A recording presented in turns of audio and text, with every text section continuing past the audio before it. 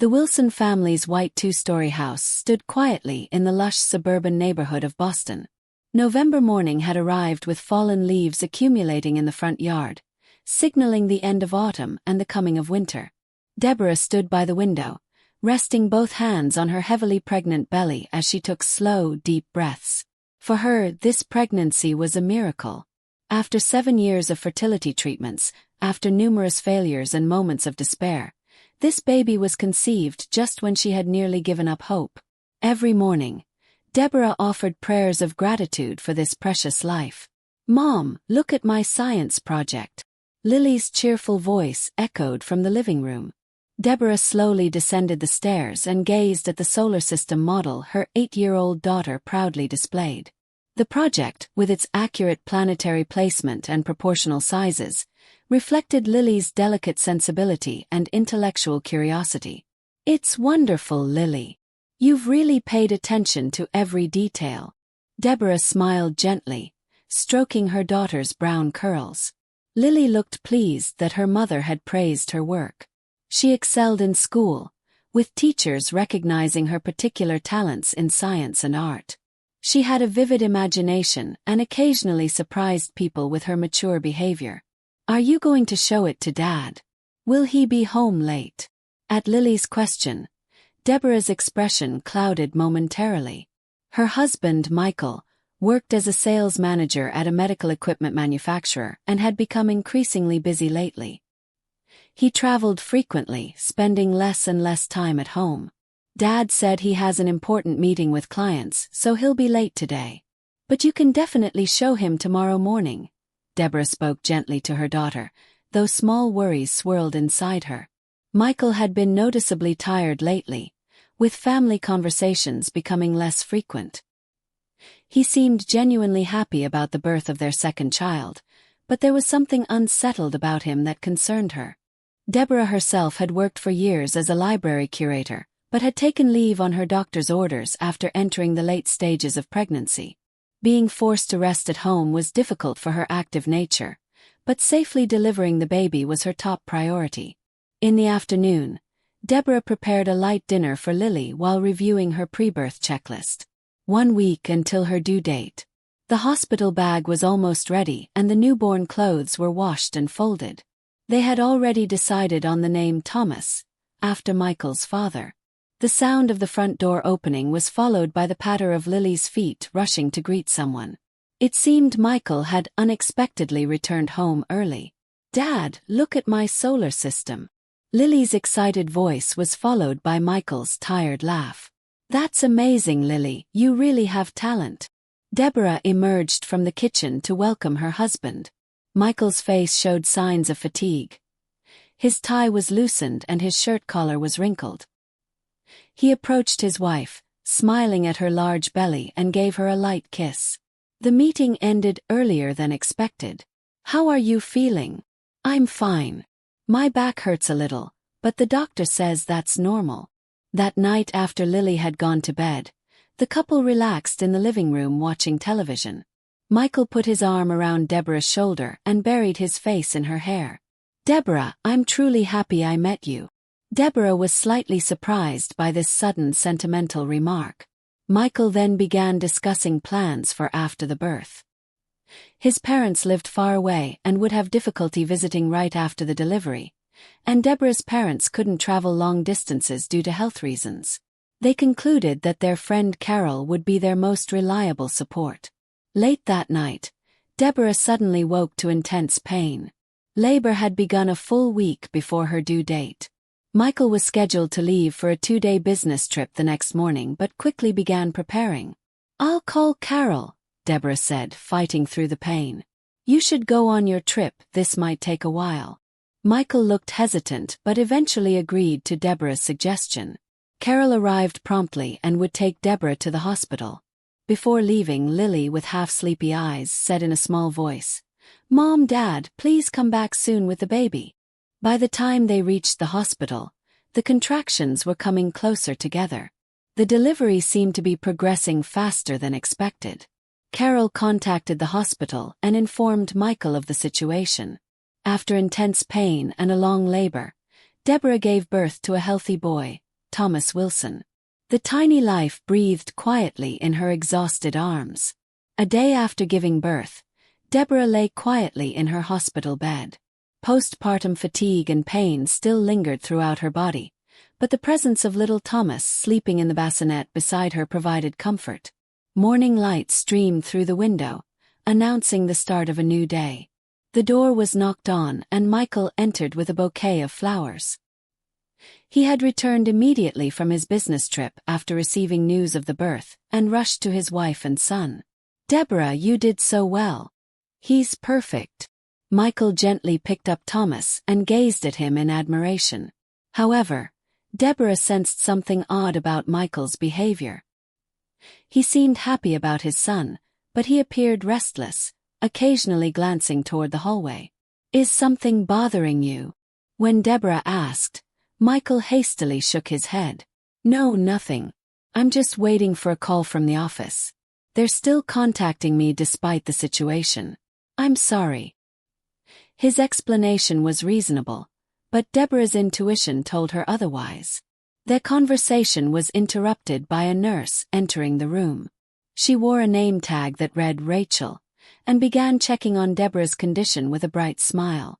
"How are you feeling this morning, Mrs. Wilson? Has the pain subsided?"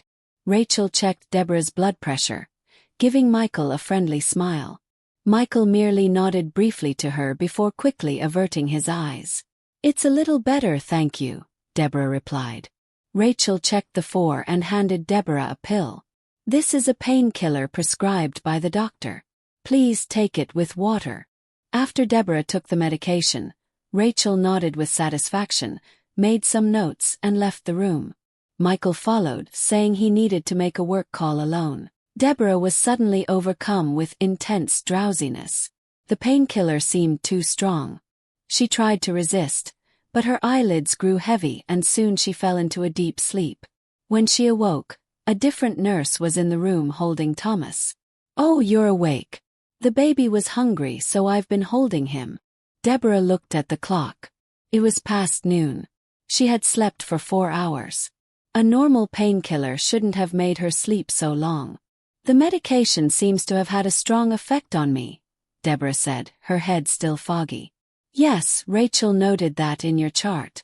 We'll adjust the dosage next time," the nurse said, handing the baby to Deborah.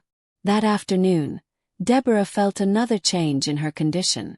This time it was sudden nausea and heart palpitations.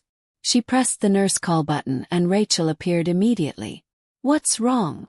I feel sick and my heart is beating fast." Rachel took her blood pressure again and placed a hand on her forehead.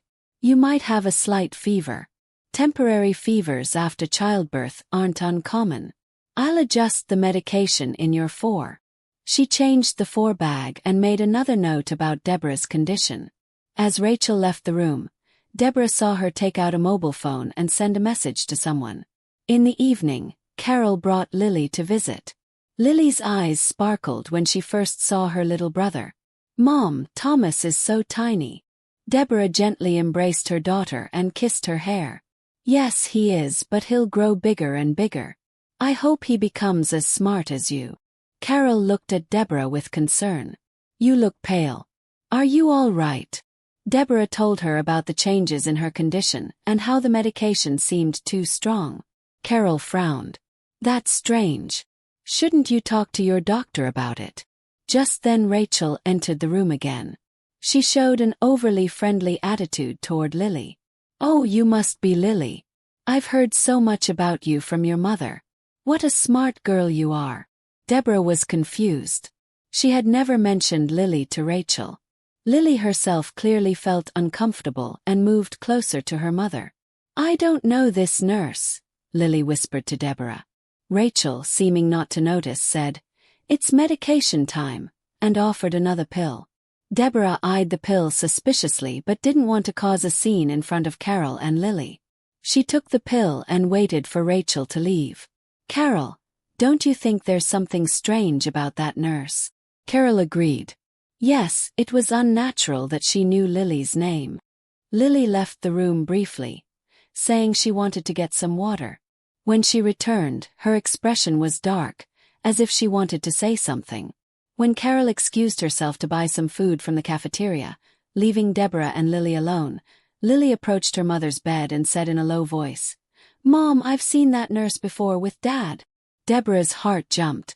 "What do you mean?" "2 weeks ago, Dad picked me up from school and took me for ice cream. I saw Dad and that woman talking at an outside table. They both looked serious." Deborah was speechless. Michael had said he would be working late that day. Lily had no reason to lie. That evening, after Michael's brief visit, Deborah heard him leave the room. However, he didn't immediately walk away down the hallway. Instead, she heard Michael talking quietly with someone in the corridor. She couldn't make out what was said, but it was definitely a woman's voice.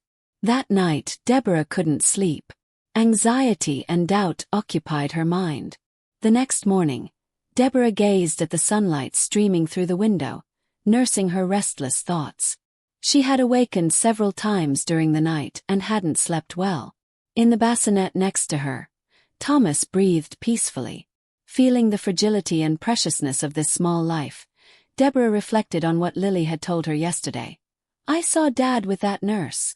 Suspicions about Michael were eating away at her heart. She had sensed changes in his attitude before the birth, but she never imagined he might be involved with another woman, especially one who was her nurse. Deborah felt a headache coming on. The morning vital check was performed by a different nurse. She explained that Rachel would be on duty in the afternoon and checked Deborah's condition before leaving. The 4 was still running, but the painkiller dosage seemed to have been reduced, as Deborah's head felt clearer. In the morning, Deborah received a visit from her attending physician. The doctor seemed satisfied with her recovery but was concerned about the fever and nausea.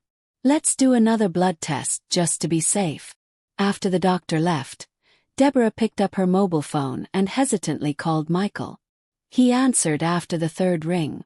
"Deborah, what's wrong? Are you feeling unwell?" "No, I'm fine." Deborah tried to sound calm. "I just wanted to know if you could come with Lily when she visits today." On the other end of the line, Michael could be heard taking a sharp breath. "That's difficult. Today I have an important meeting." "I understand." Deborah couldn't hide her disappointment. "Talk to you later then." After hanging up, Deborah sank deep into her bed, staring at the ceiling. Was her intuition correct, or was this paranoia due to her postpartum mental state? At lunchtime, Rachel appeared. She acted as cheerfully as ever, but Deborah noticed that her eyes weren't smiling. Rachel brought the meal and another pill. "This is an additional antibiotic prescribed by the doctor. It's to prevent infection." Deborah stared at the pill. She hadn't heard the doctor give such instructions during the morning rounds. "Did my doctor say this?" Rachel hesitated for a moment. "Yes, of course. It's recorded in your chart." Deborah took the pill in her hand but didn't swallow it. "I'll take it later. I want to eat first." Rachel briefly showed a dissatisfied expression but quickly composed herself. "All right, I'll check back later." After Rachel left, Deborah hid the pill in the bedside table drawer. Her feeling that something was wrong was growing stronger. Around 2 o'clock in the afternoon, Carol brought Lily. Lily clutched a small bouquet and rushed to her mother. Deborah embraced her daughter tightly. "Mom, are you okay?" Lily looked up at her mother's face with concern. "Yes, I'm fine." Deborah smiled, but the smile didn't reach her eyes. Carol picked up Thomas and while rocking him said, "Deborah, I'm going to buy some drinks. What would you like?" "Lily, apple juice," Lily answered enthusiastically. When Carol left the room, Lily's expression changed. She moved closer to her mother's bed and said in a low voice, "Mom, I saw that nurse again today. She was talking with Dad in the hallway." Deborah's heart began to race. "When?" "Just now, when we arrived at the hospital. They didn't notice us." Lily's eyes reflected fear. "Mom, she had a scary face." Deborah squeezed her daughter's hand. "Lily, what do you mean?" Lily moved even closer to her mother and said in an almost inaudible voice, "She told Dad. We'll do it today." Dad said, "Not yet." "Mom, is she going to do something?" Deborah caught her breath. Children's intuition is sharp. Lily had sensed something. Deborah herself had felt something unnatural about Rachel's behavior. The overly strong effect of the medicine, knowing Lily's name, and this morning's suspicious antibiotic. Suddenly voices could be heard from the hallway. Lily quickly stood up and listened toward the window. Then with a determined expression she quietly began to draw the curtains in the hospital room. "Lily, what are you doing?" Without turning around, Lily said, "Mom, she's coming." After closing the curtains, Lily rushed to her mother's bed and with a small but serious expression said, "Mom, get under the bed right now." Deborah sensed her daughter's urgency and fear. Lily's eyes held a wisdom and determination beyond her years. Deborah acted without hesitation. She gently picked up Thomas and, dragging the four-stand with her, stood beside the bed. "Lily, you come too." She first knelt on the floor and, still holding the baby, carefully slid under the bed. Her postpartum body still felt pain, but she ignored it. Lily quickly crawled in beside her mother. As the two held their breath under the bed, they heard the hospital room door open. Quiet footsteps approached. Deborah gently rocked Thomas to prevent him from crying while holding her breath. Lily clung to her mother's arm, trembling with fear. The footsteps stopped near the bed. There was a sound of someone touching the pillow on the bed. "Where did she go?" A woman's voice muttered. It was Rachel. Deborah's heart pounded violently. She suddenly felt Lily's small hand cover her mouth. Lily was warning her mother to stay quiet. "Smart girl." Deborah nodded slightly and gently squeezed Lily's hand. Rachel seemed to have pressed the nurse call button. "The patient is missing," they heard her say. Just then, another set of footsteps entered the room. Heavier ones belonging to a man. "What are you doing? Where's Deborah?" It was Michael's voice. Rachel's voice came back, low and dangerously resonant. "Your obstacle will soon be gone with just one injection." "What are you talking about?" Michael's voice was disturbed. "We planned this, Michael. You and me. And the baby. We don't need your wife." Rachel's voice had a tinge of madness. "The baby will be ours." Deborah was frozen with terror. In her arms, Thomas began to stir. Deborah kissed the baby even more gently, praying he would stay quiet. Lily's face was pale, her eyes filled with fear, but she bravely remained still, trying to protect her mother and brother. From under the bed, Deborah could see Rachel's white nursing shoes and Michael's leather shoes. They were standing face to face. Michael's feet stepped backward. "What are you saying?" "I only said I wanted to break up. I don't intend to hurt anyone." A ray of light shone in Deborah's heart.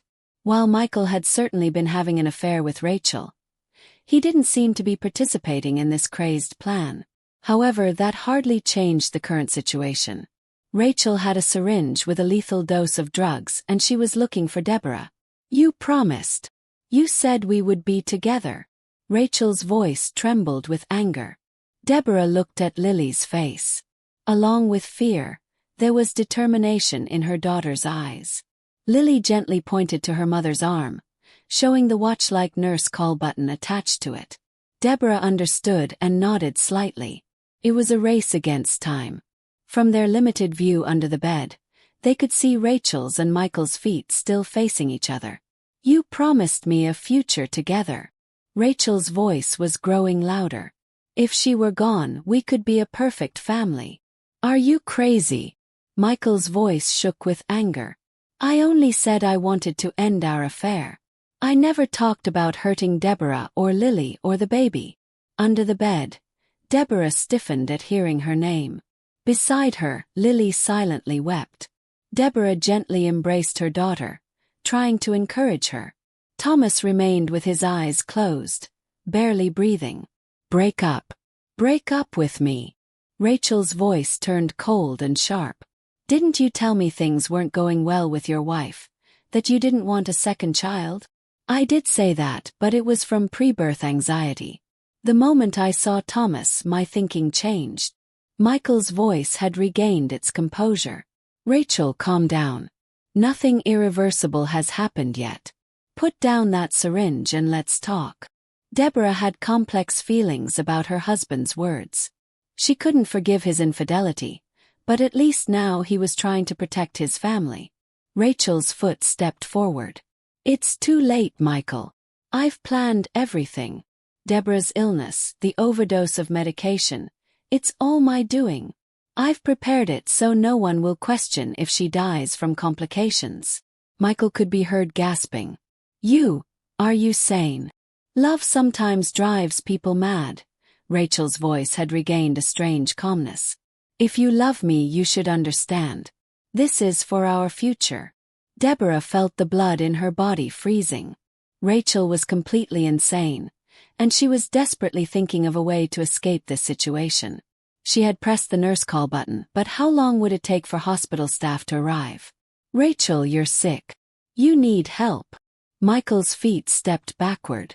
I will never allow you to hurt Deborah. Oh. Rachel's voice echoed coldly. Then you're an obstacle too. Footsteps moved, and it seemed a struggle had begun between them. Deborah couldn't see what was happening, but she heard something fall to the floor. Michael let out a pained sound. Rachel, stop. Lily's hand gripped Deborah's arm tightly. Deborah sensed her daughter's terror. She was trembling with fear herself, but she had to appear strong in front of Lily. Just then the hospital room door was flung open. Is everything all right? The nurse called. Another nurse's voice could be heard. Then a moment of silence followed by a surprised voice. Rachel, what are you doing? Don't interfere. Rachel shouted. Security, come quickly. The nurse called out into the hallway. Amid the confusion, multiple footsteps entered the room. Deborah held Lily tightly and protected Thomas. She has a syringe, someone shouted. After some commotion, the room suddenly fell silent. It's safe. We've restrained her, a man's voice announced. Deborah took a deep breath and made a decision. Lily, it's okay now. Let's come out. She slowly crawled out from under the bed, holding Thomas in her arms and leading Lily by the hand. She stood up, met by the surprised expressions of everyone in the room. There were 2 nurses, 2 security staff, and Michael in the room. Michael's face had scratch marks and his shirt was disheveled. Rachel was being restrained by security, struggling wildly. A syringe had fallen to the floor from her hand. Deborah! Michael was stunned. Under the bed I hid with Mom, Lily said in a small voice. I was scared of that woman. Seeing the 2 of them, Rachel began struggling more violently. You ruined everything. We could have been happy. Security firmly restrained her and removed her from the room. The hospital administrator was called, and the institution was in an uproar over the gravity of the situation. Deborah, Lily, and Thomas were moved to another room. The police were called, and the syringe Rachel had been carrying was collected as evidence. Emergency tests show the contents of the syringe were a lethal dose of morphine, the hospital's medical safety manager explained to Deborah. Rachel Collins was hired by our hospital 2 months ago, but we've discovered she falsified her credentials. She apparently has a history of psychiatric hospitalization and caused similar problems at another hospital. Stroking Lily's hair with trembling hands, Deborah asked, But why was I targeted? According to the police's initial investigation, Collins had a brief relationship with your husband and gathered information about you and your family in the process, the manager explained apologetically. She arranged to be assigned to you and was targeting your delivery. Michael stood outside Deborah's new hospital room door. His face showed deep regret and shame. Deborah saw him but said nothing. Let me talk to you. Michael entered the room. I'll explain everything. Lily, could you wait outside for a bit? Deborah said gently to her daughter. Lily looked anxiously at her mother but nodded and left the room. I met Rachel 3 months ago, Michael began in a heavy tone. It was just a temporary mistake. I tried to end it a month ago, but she wouldn't accept it. However, I never thought she was this deranged. I can't believe it. Deborah's voice was cold. Your reckless behavior put our lives in danger. I know. I don't expect to be forgiven. Michael bowed his head. But for Lily and Thomas's sake, Please let me try again." Deborah gazed out the window. Her heart was filled with the pain of betrayal, but at the same time she felt deep gratitude that their lives had been saved by Lily's courage and quick thinking. "I need time to think," she finally said. "Right now I just want to focus on the children." Michael nodded silently and left the room. 3 months later, Deborah sat on the small porch of her new home, watching Lily play in the garden. Baby Thomas slept peacefully in her arms. The new house was smaller than their previous one, but the warm sunshine and quiet environment surrounded by greenery were ideal for healing their wounded hearts. Rachel Collins had been diagnosed with borderline personality disorder and delusional disorder following a psychiatric evaluation and was confined to a state facility. Police investigations revealed that she had greatly exaggerated her brief relationship with Michael, even fantasizing about marriage and family planning.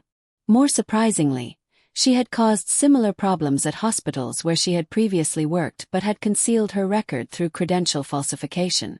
"Mom, look. A butterfly," Lily called from the garden, stretching her small arms toward the sky. Deborah smiled. Lily was receiving psychological counseling twice a week, but was gradually regaining her original brightness with the resilience typical of children. Though occasional anxious expressions remained, she had developed a pride in being a little hero. The divorce proceedings with Michael had been completed last month. He had quit his job and moved to a city on the West Coast. Child support was paid regularly, but he didn't come to see Thomas. It was arranged that he would talk to Lily once a month by phone. With the help of a lawyer, Deborah had successfully obtained sole custody of the children. Through Carol's introduction, Deborah had started working 3 days a week at the local library. The limited working hours gave her plenty of time to spend with her children and an opportunity to build relationships in the new community. The library storytelling sessions had become her small joy. "Would you like some tea?" Carol appeared from the back door, holding 2 mugs. Since the incident, she had become Deborah's strong supporter, often visiting on weekends to help with housework and childcare. "Thank you." Deborah accepted the mug. "I couldn't have recovered without you." "Don't say that." Carol sat beside her. "You're stronger than you think, and so is Lily." Deborah gazed at her daughter running around in the garden. She was truly brave. She saved their lives. Life is unpredictable and sometimes cruel.